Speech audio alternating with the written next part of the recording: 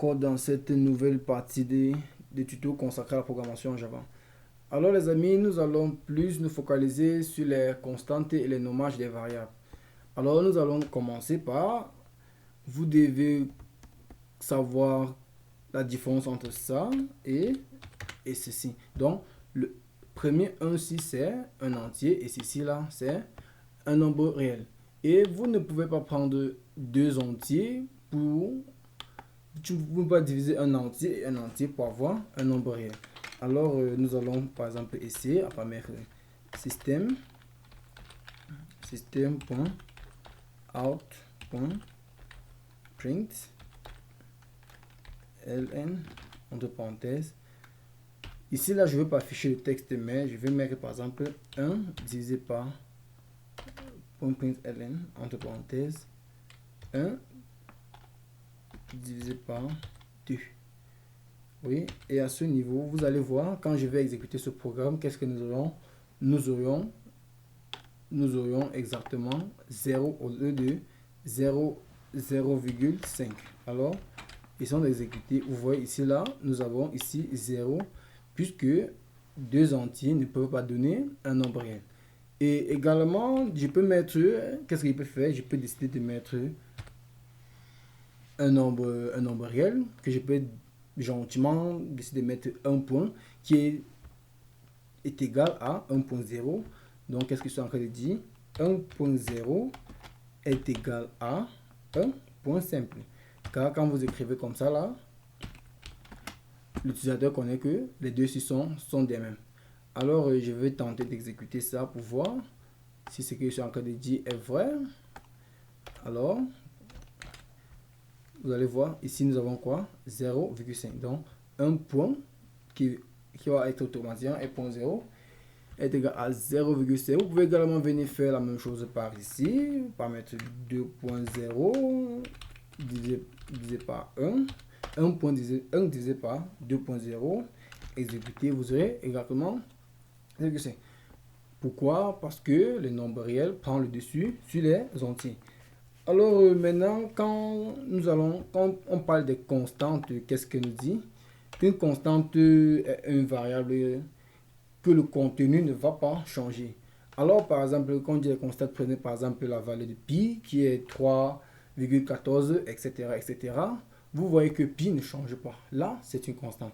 Alors, pour déclarer une constante, qu'est-ce que nous allons écrire? Nous avons final d'abord, et les constantes sont données. On nomme généralement les constantes en majuscule. Alors, je mets final. Disons que nous avons écrit un jeu de ping-ball et nous avons un maximum de balles. Un maximum de balles de 50, disons, ping-ball. Disons, nombre de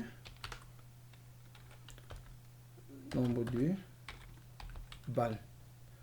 Oui, quand je mets nombre de balles ici, qui est égal à, disons, 50. Bon, puisque 50 c'est un entier, nous allons initialiser int ici. Là, ça nous dit que notre nombre de balles est 50.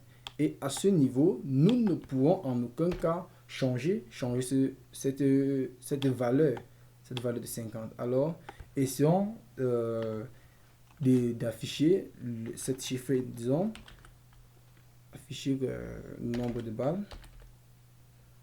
Oui, nous avons ici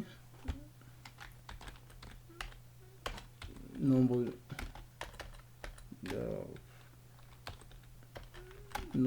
balles est concaténation. Je mets là, puis je mets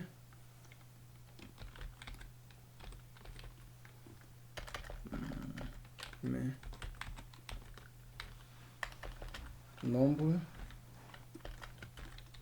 de balles. Oui, si j'exécute ce programme, vous allez voir ici, nous avons 50. Et alors, essayons de revenir, essayons juste de changer, d'essayer de changer la valeur de ce nombre de balles ici. Disons, nous allons mettre est égal à, disons, 10 par exemple.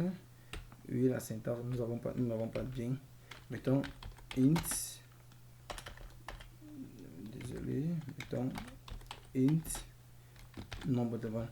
Vous voyez quoi? Que nous avons une erreur, que nous avons déjà déclaré une valeur de nombre pour le nombre de balles qui est déjà 50, mais nous ne pourrons pas la changer. Oui. Alors, les amis, une constante restera toujours une constante. Elle ne doit pas être changée en aucun cas. Alors, nous allons continuer avec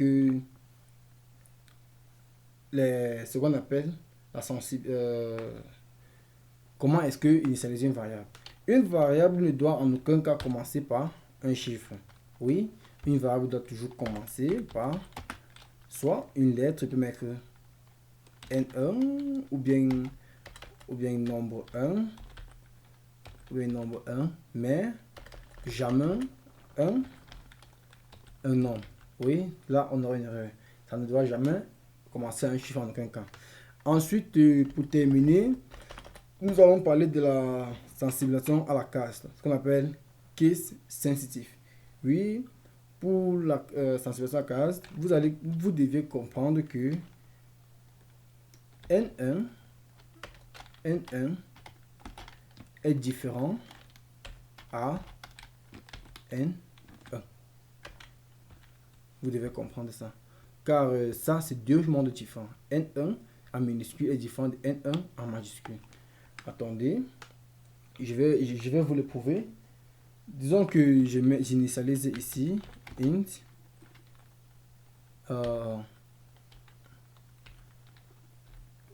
disons lettre 1. Oui, j'initialise ici la lettre 1 et maintenant j'initialise int, je mets lettre. Ici là nous avons est égal à 1. Ici là c'est égal à 5. Oui, est égal à 1 et est égal à 5. Donc vous allez voir également que ces deux lettres-ci là ne peuvent en aucun cas être la même chose. Vous n'allez pas demander à afficher ceci là à la console et vous aurez ça. Vous comprenez? Oui, alors faisons un test par exemple. Disons par exemple que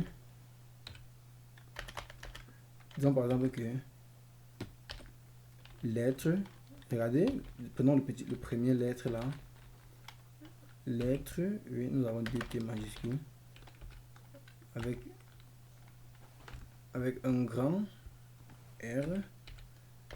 Oui, lettre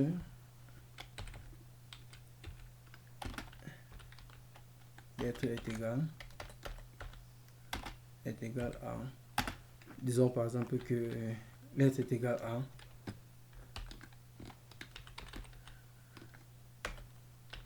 à lettre. Oui, exécutons ça et nous allons voir nous-mêmes le résultat que ça va donner. Et vous voyez déjà que nous on a déjà un petit souci ici. Vous voyez, on a déjà un petit souci ici que lettre n'est pas égal. Système.a.println, quelle est l'erreur qui s'en affiche. Et vous voyez, système, bon, c'est toujours le nombre de balles.